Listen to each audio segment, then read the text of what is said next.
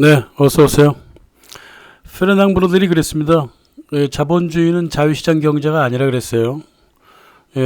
진정한 자유시장 경제는 1100년대 12세기부터 한 17세기까지 이어졌던 한자동맹이 진정한 자본주의와 자유시장을 구성하고 있었다. 그러니까 서구의 역사에서 너무나 좋은 경험이 있었음에도 불구하고 자본주의라고 하는 거를 말 그대로 개박살을 내버린 영국의 이야기를 할 겁니다. 그러니까 우리가 알고 있는 자본주의는 진정한 자본주의도 아니고 자유시장도 진정한 자유시장이 아니며 자유무역도 다 거짓말이라는 사실, 이걸 이 앵글로색슨이 그렇게 만들어 버렸단 말이에요. 1498년 바스코다가마가 그 아프리카 남쪽 끝에 희망봉을 지나면서부터 유럽이라고 하는 사회하고 인도양과 인도 사이, 말레이, 인도네시아, 말레이시아 쪽에 해상길을 열었습니다. 이 포르투갈이 그 당시 그 교역을 거의 다 지배를 하고 있었죠. 하지만은 17세기 1600년대 영국이 끼어들면서 이 해상 교역길이 어떻게 변했냐 하면 해적들처럼 모든 범죄가 노골적으로 행해지기 시작했던 거죠. 당연하죠. 엘리자베스 1세가 국가 차원에서 공식적인 해적을 키웠고 그 해적을 통해서 무역을 시작했기 때문에 이 대영제국의 그 자유무역 상인들, 해군이라는 거 별별 변명을 다 대지만 실은 영국의 무역은 해적무역이었다. 그것이 지금까지 전통이 되어 내려오는 것이 바로 자본주의적 경제 혹은 교역이라고 하는 거죠. 프란시스 드레이크, 강도 집안에서 태어나서 자기 아버지가 강도예요. 22살 때 자기 사촌형인 해적 존 호킨스하고 첫 번째 그 교역길에 나섰는데 1562년 서부 아프리카에서 노예선을 붙잡아서 300명의 노예를 납치해가지고 서인도제도 스페인하느라 팔아먹었어.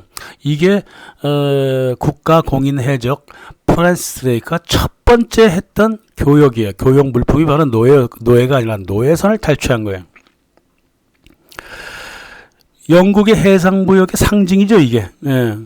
1577년에는 5척의 배를 끌고 영국 최초로 마젤란 같은 세계 일주를 떠납니다.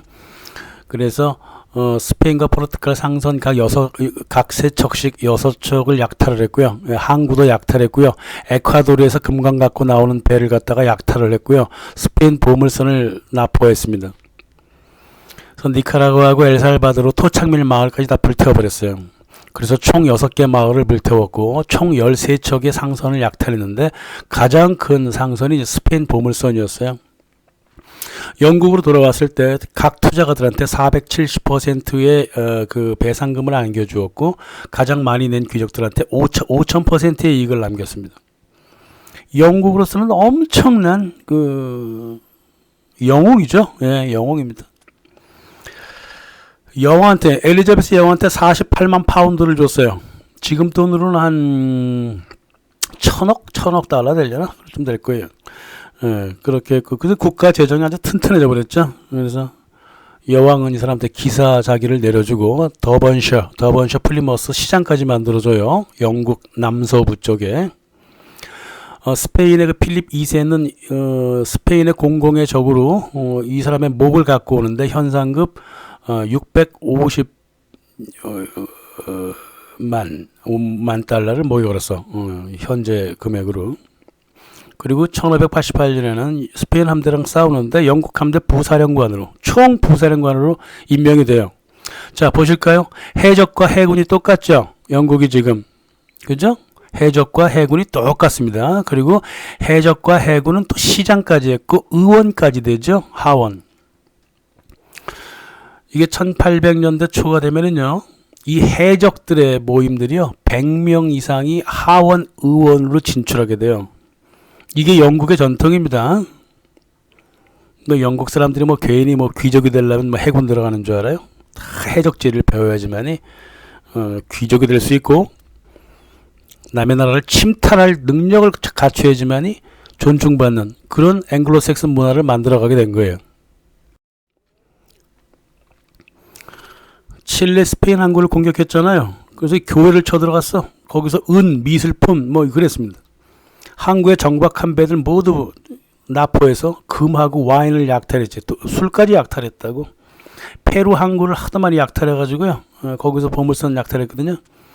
그래서 그 칠레 마을을 약탈을 해가지고 캘리포니아까지 올라가거든요. 캘리포니아로 올라가서 그 캘리포니아가 지금은 샌프란시스코라고 사람들이 얘기하는데 영국 땅이라고 자가 선포했습니다. 사람을 두고 나오지 않았기 때문에 나중에 무효가 돼버렸지만 이게 서구가 말하는 해양의 세계 일주였어요. 드레이크가 말해요. 칠레하고 캘리포니아를 같이 일주했다 그래갖고 자기들이 마치 캘리포니아랑 비슷하다고 얘기하는 놈들이 칠레 미친 놈들이 있다고요. 이 식민을 겪은 놈들은요, 정신이 반 정도는 나가 있다고 생각하시면 돼요. 그러니까 캘리포니아인이 되고 싶은가? 우리는 캘리포니아랑 같은 문화적으로 같아 막 이러면서 날씨하고 기후는 좀 비슷하죠 물론. 그만큼 문화적으로 영향을 끼치고 있다 이 말이죠.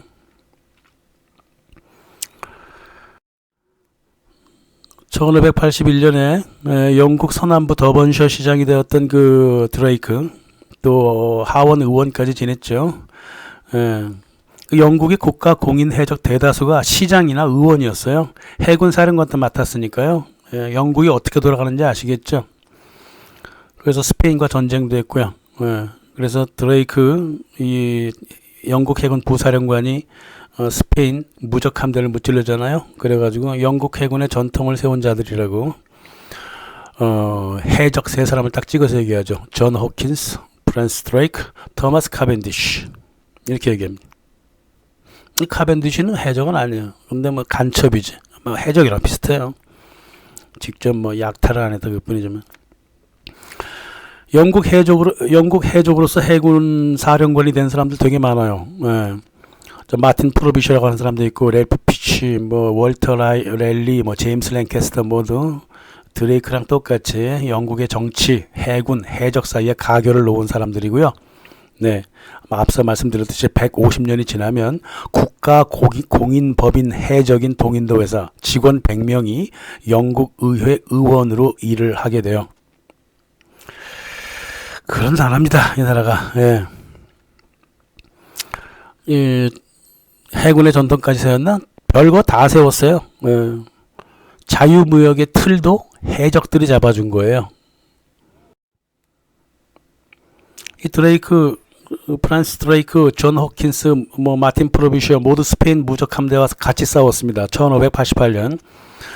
스페인 함대는 영국 해협의 그 날씨하고 조류 때문에 고작 117대의 함선을 해협으로 보냈는데 그 중에 전함은 고작 24척밖에 없었어요.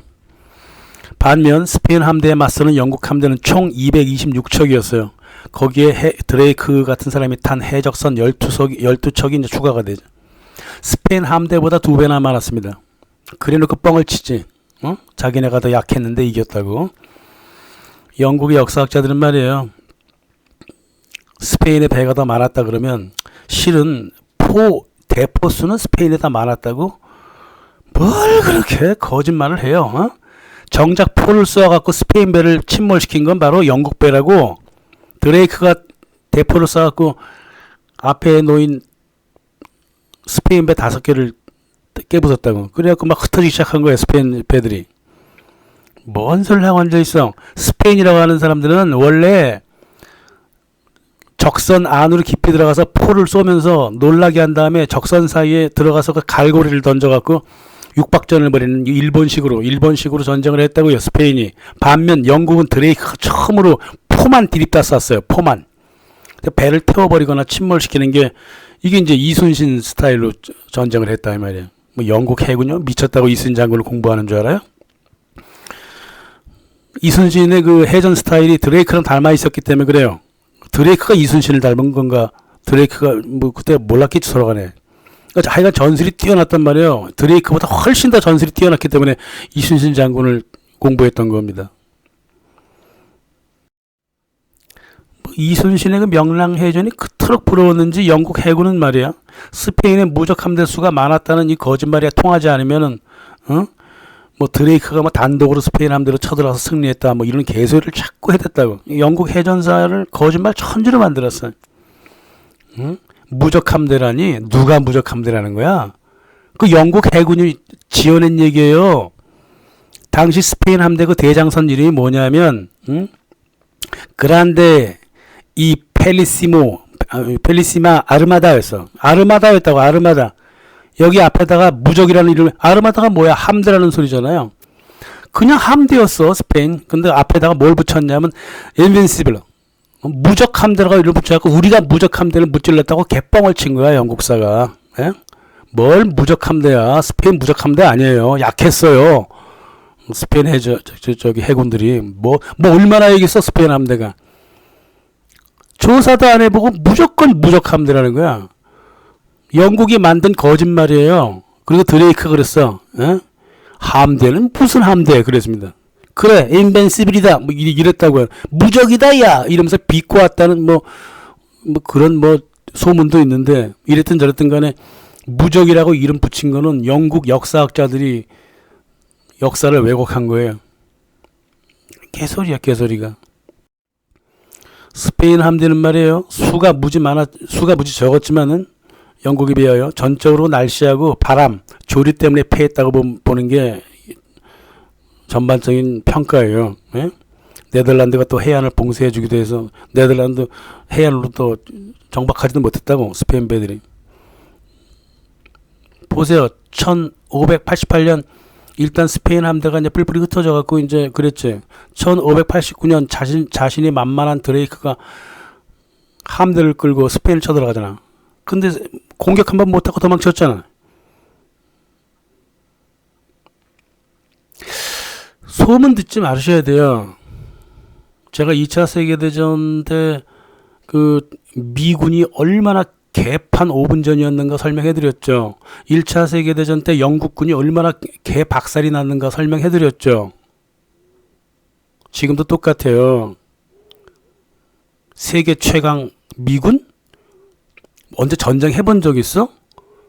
왜 근거 없고 증거 없이 하는 말들을 자꾸 들으시면 어떡하냐고. 에?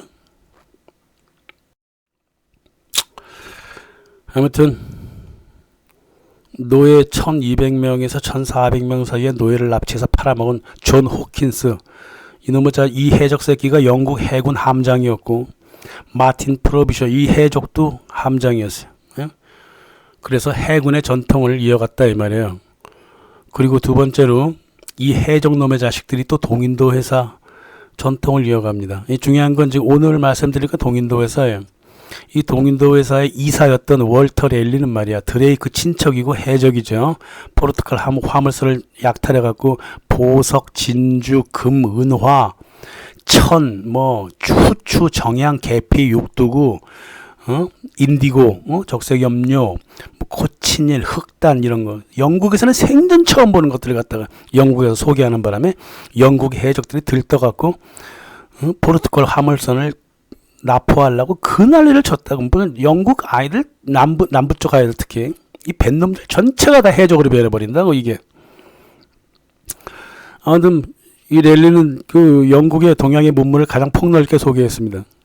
렐프 피치는 이건 진정한 해적은 아니야. 해적으로 싸운 적은 없어. 근데 영국의 스파이였어요. 예, 레반트 컴퍼니라고, 레반트 회사에서 그 직접 돈을 주고 이 동양의 문물들을 다 스파이 정보를 얻어오라고 보냈다고요. 그동안 스파이 되게 많았거든요. 제임스 랭카스터도 마찬가지야. 레반트 회사의 돈을 받고, 레반트 회사가 딴 게 아니에요. 런던 시티라고 생각하시면 돼요. 런던 시티에 돈을 받아갖고 말레이 반도를 탐험했다고요. 영국으로 돌아오는 길에 장난삼아서 스페인하고 포르투갈 상선을 약탈했죠. 제임스 랭카스터. 이 랠리, 피치, 랭캐스터 이 세 사람이 215명의 귀족과 런던 시티 금융인들, 상인들 이런 사람들을 모아갖고 주식회사를 설립했는데, 그게 바로 런던 시티가 만든 동인도 회사였습니다. 런던 시티 문장하고 동인도 시티 문장하고 거의 비슷합니다. 물론 뭐 사자라든가 이런 것들이 용이라든가 양쪽에 붙들고 있는 거는 뭐 그런 문양은 여기저기 많습니다만은 전반적으로 봤을 때 기호학적으로 봤을 때 두 개는 거의 모방 단계에 있는 문양이죠. 영국 역대 최대 법인으로 회사 이름은 정식 이름은 동인도 런던 무역 상인사 및 총독이었습니다. 그래서 어디 쳐들어가서 해적 약탈질하고 그럴 때 총독도 할 수 있다 이렇게 얘기를 해놨어. 엘리자베스 여왕이 그렇게 허가를 내려줬어요. 말 그대로 예전에는 국가 공인 해적이 있었다면 이제 국가 공인 해적 법인이 만들어졌단 말이에요. 1600년 12월 30일. 내용은 어떻게 되어 있냐면 15년간 아시아, 아프리카, 미주에 영국 무역에 대한 독점권을 주겠다. 두 번째, 면허 없는 영국 상인들이 들어올 경우 선박 화물을 모두 몰수해서 압수하겠다. 그리고 이제 뭐 추가적으로는 그 몰수한 물품들은 영국 정부가 반 가져가고 동인도 회사가 반 가져가는 거로 그렇게 했어요. 세 번째가 더욱더 중요한데 살인 배신 강도, 영국인들끼리의 살인 배신 강도를 제외하면 당신들이 쳐들어간 지역 주권을 보장해 주겠다. 그리고 당신들 알아서 선박법을 구성해라. 즉 국가를 세워라 이거예요. 예. 영국인들이 서로 때리고 죽이는 거는 그거는 우리 영국 정부가 알아서 좀 법원에서 판단할 테니까 나머지 것들은 니네가 다 해라 그랬다고. 동인도 회사가 그래서 하나의 국가로 자라난 거예요. 국가 속의 국가로 자라난 거라 그 말이에요. 응? 이 법이 그렇게 돼 있기 때문에 그래요. 명실상부한 이제 국가 해적법을 만들 수 있었지. 그러니까 해적이나 동인도 회사는 똑같은 국가 공인 해적인데 하나는 개인이고 하나는 법인이다 그뿐이에요. 네. 이렇게 만들어 놨습니다. 그래서 왕실의 이름만 내걸면 주권을 허락받았고 전투하고 행정 모든 공무원들을 지들 스스로 뽑을 수가 있었어. 이렇게 만들어 놨다고요. 네, 동인도 회사를. 제가 누차 말씀드렸죠. 영국의 전통은 국가 공무를 개인들한테 자꾸 맡겨. 네, 그렇습니다. 그래서 철도라든가 뭐 수자원이라든가 전기 이런 거 다 민영화 시키는데 아주 전통을 갖고 있다고요, 영국이. 자, 이른바 명실상부한 국가 공인 법인 해적이 탄생했습니다. 예. 향후 250년 동안 대영 제국의 창이라고 하는 그것은 날카로운 창 끝으로 활동했다 이거예요. 전방에 나서 가지고 그렇게 했다 이거예요. 동인도 회사의 그 깃발을 보시라고요. 깃발을 보시면 여러 줄 뭐 홍백줄무늬에다가 왼쪽 위에다가 잉글랜드 국기 성 조지 십자가를 달았죠. 예, 그러다가 1707년 스코틀랜드랑 잉글랜드가 이제 합쳤단 말이야. 그 다음부터 서서히 영국 국기를 잉글랜드 국기랑 교체합니다. 그래갖고 1800년대 들어서면 완전히 이제 빨간색, 하얀색 줄무늬에다가 영국 국기를 박아놓는 게 바로 동인도 회사였고요. 벤자민 프랭클린이 조지 워싱턴한테 권고를 했어요. 동인도 회사는 우리 미국의 모델이다. 미국의 모델이니까 동인도 회사 깃발을 우리나라 국기를 만들자 그래가지고 똑같이 문양을 복사를 해가지고 미국 성조기를 만든 겁니다. 예? 실제로 미국 건국 아버지들한테 이 영국 동인도 회사는 앞으로 미국이 어떻게 상업을 해 나갈 것인가에 대한 모델로 자리를 했어요. 예. 미국 학자들은 에이 아니야 막 이렇게 거짓말 하지만 아이고 얼굴이 뜨겁지 않아? 응? 깃발까지 똑같이 만들어 놓고. 응? 자, 이제 동인도 회사의 영업 방법을 볼까요? 회사의 초대 선장 제임스 랭캐스터가 말이야 수마트라고 자바를 방문하면서 후추하고 향신료를 실은 포르투갈 상선을 공격해가지고 그걸 팔아가지고요. 예, 인도네시아에 반탐하고 몰루카에다가 동인도 회사 곡물 가공 공장을 설립을 했어. 얘네 이런 식이에요. 예.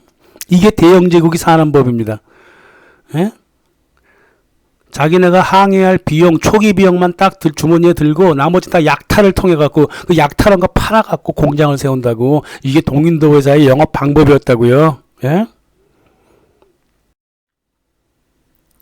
몇 가지 얘기만 들어보지. 예? 50년 만에 성립 47년 만에 인도에 23개 공장 세웠고요. 정착촌도 세웠고요. 90명의 직원을 보유했습니다. 1833년까지 총 1480회의 항해를 했고요. 4572회 무역을 했습니다. 그리고 노예는 300만을 공급을 했죠. 그리고 250년 동안 연간 40%의 주주 배당금이 돌아갔고요. 한 번 항해로 평균 400% 수익을 냈습니다. 1823년 기준 용병은 만 13만 명이었어요. 군대가 용병이 왜 회사가 군대를 갖고 있냐고. 국가 속의 국가라니까요. 얘네들 1803년에는 26만 명이었어요. 오히려 줄었어. 1823년에는. 그랬단 말입니다.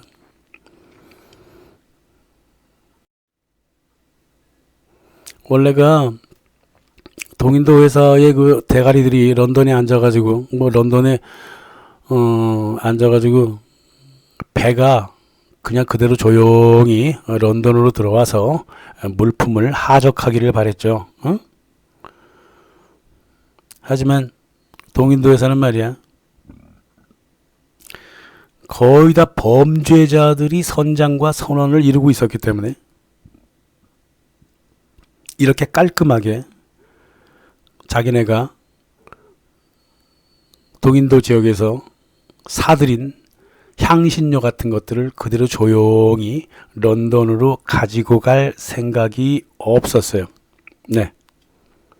선장과 선원들은 그렇게 안 했습니다. 동인도에서 자체도 불법, 온갖 불법을 다 저질렀는데 선장과 선원이라고 안 저질러? 선장과 선원들은 어떻게 했냐면 말이에요. 영국하고 동인도 회사 거리가 멀잖아. 한번 영국으로 들어가려면 6개월이나 8개월 정도 걸린다고. 근데 동인도 회사의 선박들이 죄다 리스한 것들이기 때문에 리스 기간이 길어지면 엄청난 그 선박료를 지불을 해야 돼. 예. 근데 동인도 회사의 선장들이 말이야, 영국으로 들어오기 전에 이 인도양 전체를 돌아다니면서 가진 물건 되팔고 그리고 귀국했다고요. 다시 말하면 그 선적하라고 명령한 상품은 따로 빼고 자기네들이 따로 구매하거나 약탈한 것들을 배에 싣고 빙글빙글 돌아다니면서 지그재그용으로 말레이, 인도네시아를 돌아다니면서 물품을 팔아먹었다고. 개인적으로 착복을 했다 이 말이에요. 말레이나 인도에 그 세운 공장 설립 비용도 부풀려 갖고 따로 제출하고 회계 부정도 저질렀고, 이 부정부패가 극에 달했다고요. 그러니까 밀수하고 불로소득이 일상이 되어버렸다고요. 그 선장과 선원들이 지그재그 항해하면서 이 동인도 회사가 지불해야 했던 선박 리스 비용이, 추가 비용이 36%, 순수익의 36%에 달했어. 도무지 견딜 수가 없지. 그래서 이 내부의 선장과 선원들을 이거 진짜 속아내야 되거든. 지네가 해적인데, 다시 말해서 국가 공인 법인 해적인 동인도 회사와 동인도 회사 해적 출신인 동인도 회사 직원들 간의 자유무역과의 싸움이었다 이 말이에요. 네? 이 선장과 선원들이 중간에 물건 팔아먹은 장소가 어디야? 인도의 뭄바이, 싱가포르, 광주, 중국의 광주, 이렇게 되어 있다고. 이 도시들이 크게 자란 것은 바로 선장과 선원들이 몰래 빼돌린 물건들 팔아먹었던 곳이에요. 이게 이른바 이것을 자유무역이라고 그러죠. 예? 동인도 회사를 독점무역이라고 그러고, 동인도 회사 선원들은 말이야, 회사를 속이는 동시에 또 개인적인 해적들하고도 싸워야 했어요. 예. 이중고를 겪었다고. 선장과 선원이라고 개인적으로 착복하면서 편안하게 착복했을 것 같아. 회사도 속여야 되고 개인적인 해적들과도 같이 싸워야 했다고. 이 엉망진창인 영국의 무역이었어요. 1682년 동인도 회사 그 1등 항해사 에드워드 바라우의 선언일기에 이렇게 적혀 있어. 동인도 회사는 항해 중에 선적 물품을 사고 팔지 말라고 우리에게 맹세를 시켰다. 뭐든지 이렇게 자꾸 훈계를 하는데 이거는 우리 같은 그 실제적으로 일하는 일꾼들을 제끼고 지네끼리 다 헤쳐먹으려는 것이다 이 말이야. 우리들한테는 채권도 팔지 않지 않느냐.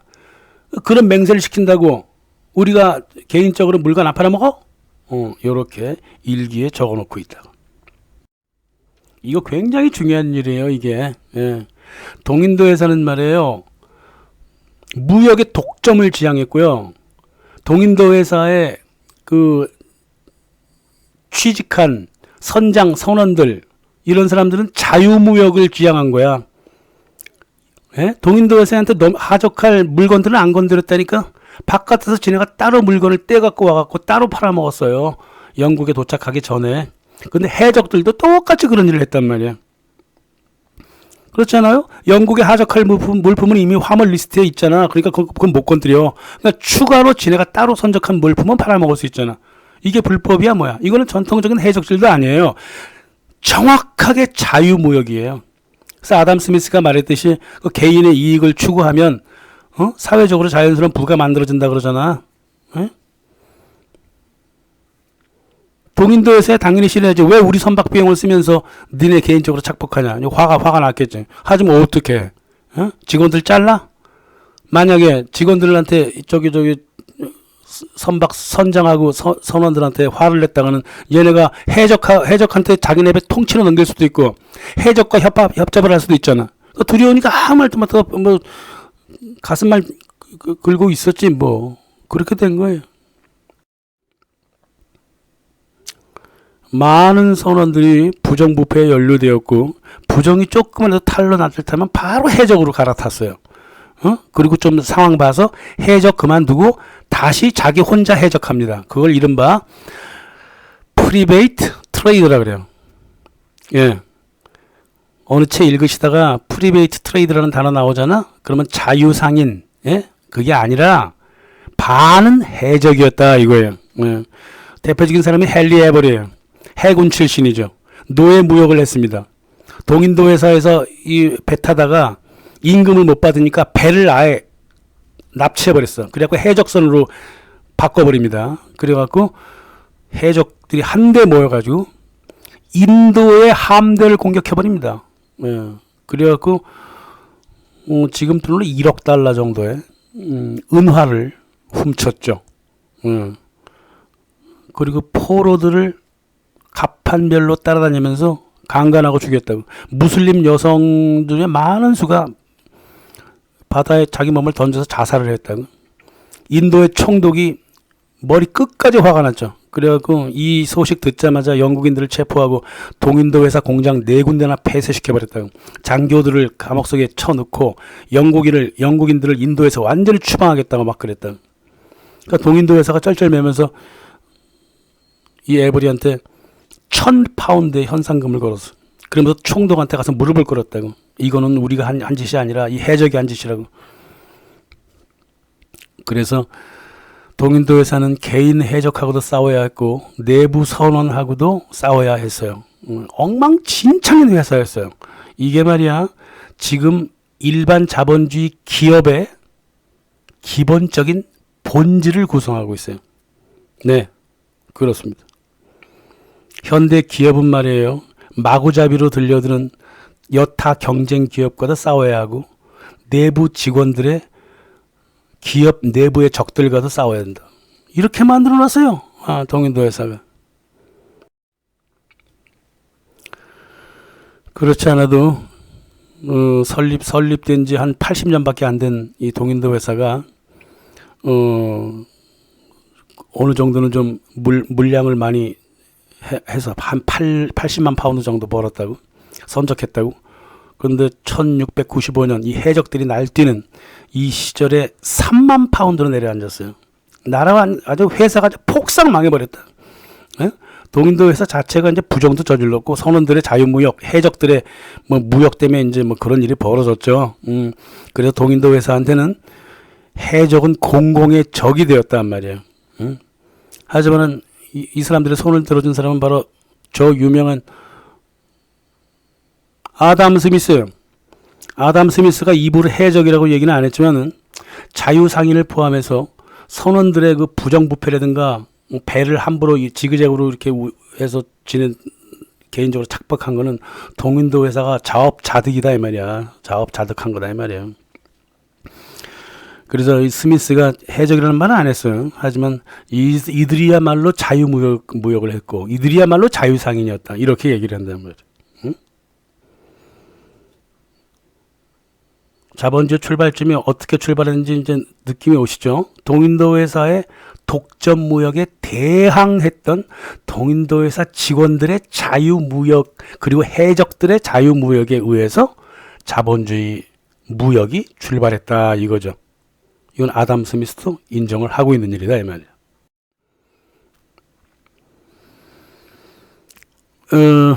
여기에 관해서 뭐 에릭슨이라고 하는 사람이 또 좋은 글을 좀 써놨어요. 차분차분 써놓은 글에서 자유상인과 독점기업이 충돌하는 거다. 자유상인은 50%는 해적이라 그랬어요. 자유상인은 동인도 회사의 인프라를 기반으로 이겼다. 예, 동인도 회사의 수익을 해적들이 가져간 거야. 동인도 회사 직원들하고 같이 가져간 거야. 회사도 시장을 통합하는데 자유상인의 덕을 보았다. 1680년대 영국은 독점주의를 버림으로써 동양 시장을 견고하게 할 수 있었다. 상인들은 로컬 네트워크를 맡았고 회사는 글로벌 조직을 맡아가지고 서로 합쳐지게 된다 이거예요. 예. 독점교역에서 자유무역을 그냥 인정을 해버리기 시작합니다. 이 동인도 회사가 경쟁을 인정한다고. 어차피 경쟁될 거 자유무역에 뛰어들었던 모든 놈들은 로컬에서 활동하고 우리는 그 위에 글로벌 조직을 만들겠다 그러면서 식민지 경영으로 들어가는 게 1757년이라 이 말이에요. 네? 그러니까 동인도 회사는 그 해적의 그 나쁜 경험들을 자기들의 좋은 경험으로 바꿔가지고 독점을 버리고 자유주의를 내세웠다 이 말이야. 즉 모든 규제를 풀고 자유무역을 통해서 시장을 통합하자 이거라 이 말이야. 이게 바로 식민주의를 일으켰어요. 그래서 식민주의는 자유주의의 산물이었다고. 1757년 무굴 제국을 패퇴시켰잖아. 플라시 전투를 통해 갖고. 영국 아이들 어떻게 전쟁을 하는 줄 알아요? 총 쏘고 이런 짓. 그거는 이제 저기 아프리카에서나 그 총을 쏘고 인도처럼 군대가 많을 경우에는 인도 매판 자본가들을 협잡을 해갖고 뇌물을 주고 군대를 분열시켜버립니다. 항상 이런 식으로 해서 전쟁에 이겼어요. 얘네들. 플래시 전투도 마찬가지예요. 인도 사람들 내부 분열이 없었으면 이길 수가 없었어요. 그래서 벵갈을 가져가 버리죠. 영국이. 1757년은 굉장히 중요한 이 시대예요. 예. 자유무역의 이름을 건 동인도 회사가 식민주의를 출발시켰어요. 영국 정부가 한 게 아니에요. 인도를 점령한 것은 영국 정부가 아니라 위험할 정도로 규제 없는 소시오패스 사기업 동인도 회사였다. 나라얀 싱이라고 하는 인도 최초의 그 독립운동가 이런 말을 했다고는 하는데 뭐 어쨌든 간에 가디언지가 이제 인정을 해주고 있는 그런 말이다. 그래서 1757년 인도를 식민지화한 거하고 2010년대 FTA의 공통 목적이 있죠. 예? 이건 경제 문제라기는 동시에 정치 문제예요. 한미 FTA, 한 EU FTA 있잖아요. 그리고 누가 더 잘 벌었냐 이런 개소리 하는 게 아니라요. 법을 일원화 시킴으로써 주권을 찬탈한다는 거죠. 이게 가장 큰 목적이야, FTA에. 식민지 마찬가지. 동인도 회사가 인도 식민지 했을 때 첫 번째 했던 게 인도법이었다고요. 교역법 이랬다고. 식민법. 자기가 인도의 법을 지네가 만드는 거예요. 한미 FTA에서 미국이 FTA 법을 만들었죠. 그래갖고 한국에 뒤집어 씌웠지. 그래서 주권을 찬탈해버렸지. 그래서 한국 지금 정부가 주권이 없는 거예요. 두 번째는 조국적 사기업의 수익을 영구히 보장하도록 틀을 그렇게 딱 짜놨다고. 주식을 배분하고 이래갖고. 그래서 FTA 한번 걸린 나라는 말이에요. 아무리 열심히 일을 해도 수익의 상당 부분이 다 건너편 사기업, 불로소득 사기업한테 가버린다고.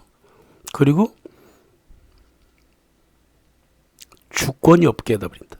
그게 문제예요. 똑같다 이 말이야. 식민지랑 똑같은 거예요.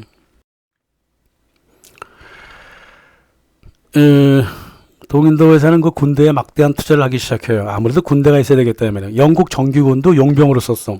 대단하죠? 생각해 보세요. 한국 국군을 삼성이 용병으로 썼다고 생각해 보세요. 1803년에는 26만. 그 당시 영국의 정규군이 10만 명이었다고? 그런데 동인도 회사는 26만 명의 군대를 지니고 있었다고. 그리고 거기 대다수 4분의 3 정도가 인도 사람들이었어. 인도 농민들로부터 모집을 시켰다고. 가난하게 만들어 놓고 월급 줘갖고 군인으로 시켰다 이 말이에요. 그랬던 겁니다. 예. 그래서 이 법을 지들이 퍼뜨려 만다 징세까지 했다고요. 어? 징세까지 했다고요. 영국이 인도에 들어가서 세금 과세까지 했다고요. 지금 한국의 환경 부담금, 탄소세 이런 거 다 주권을 무시하고 주권을 깔아뭉긴 채 징세하는 거죠. 예. 뭐 이 역사가 어디 가나? 똑같아. 역사는 항상 반복됩니다. 그렇게 돼가고 있는 거예요. 그래서 노예무적을 폐지하죠. 1833년에. 1835년에는 무역을 목적으로 한 마지막 항해가 벌어져. 이 동인도 회사. 그런 다음에 식민사업에 첫 탯줄을 끌었는데 그게 아편전쟁이에요. 그렇습니다. 첫 식민사업이라는 거 하는 게 아편전쟁. 1839년. 그렇게 된 겁니다. 인도에서 아편을 가지고 와가지고 중국에서 차로 바꿔. 그리고 차를 갖고 와서 영국에 팔아먹습니다. 서인도제도 지나고 설탕까지 같이 갖고 오지. 이렇게 돼 있는 거다 이 말이야. 전쟁을 포함해서 동인도에서는 말이에요. 식민지를 통해서 내부 갈등을 해소할 수 있어요. 예. 이 뭐 자유주의 선장, 선언, 이 회사들과 이 독점지향적인 동인도 회사의 그 내부 갈등이 있다 그랬잖아요. 그거를 갖다가 식민주의를 통해 갖고 해결해 볼 수 있었다 이 말이야. 식민주의를 통해서 두 세력이 모두 살아날 수가 있었어. 런던에 앉아 있는 투자가들 그리고 직접 일을 하는 선장 선원들의 모두의 욕망을 다 맞춰준 게 식민주의였다 이 말이야. 인도 식민주의였다 이 말이야. 이 300년 동안 이렇게 갈등이 그렇게 조화가 된 겁니다. 동인도 회사는 서구 기업의 모델이라고 누차 얘기를 해왔죠. 이 해적 같은 이 국가 공인 법인 해적이 말이야 서구 기업의 모델이랍니다. 1615년부터 1870년까지 동인도 회사가 망할 때까지 20만 명의 범죄자들이 조건부로 사면되고 추방돼 갖고 식민지로 이송되고 그 중에 얼마 정도는 해적으로 변해갖고 동인도 회사로 들어온다고요. 말씀드렸죠.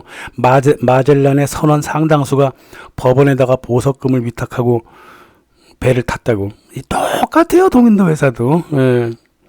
이 동인도 회사는 저지를 수 있는 모든 범죄를 저질러서 GDP는 높여놨지만은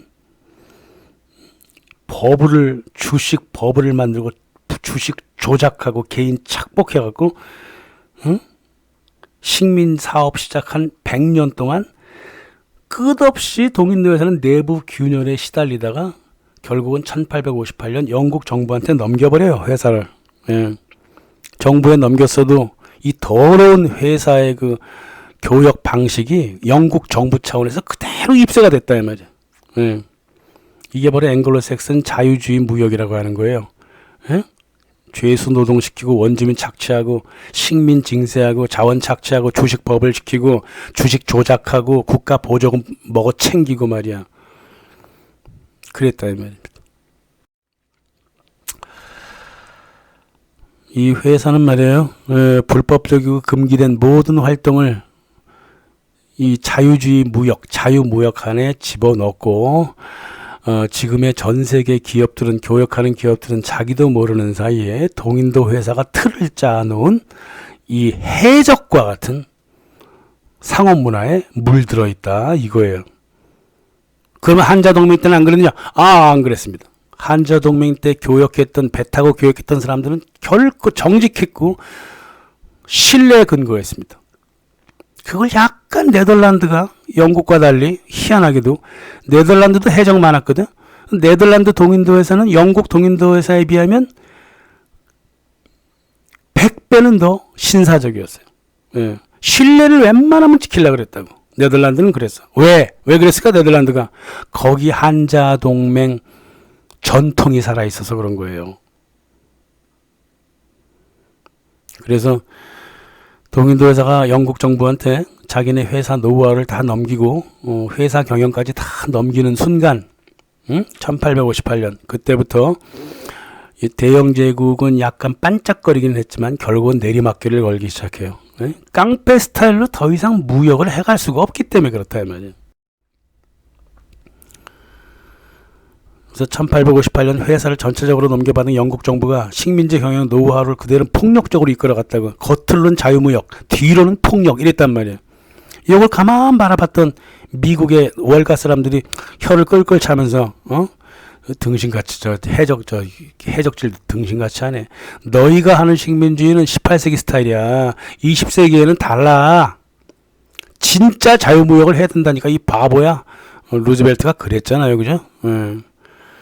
이랬습니다. 동인도 회사는 이 범죄적인 교역이 자본주의 경제를 이끌고 영국이 그 마무리를 지었다면 이제 새로운 해적의 방식이 바로 FTA라는 사실을 정확하게 알아야 돼요.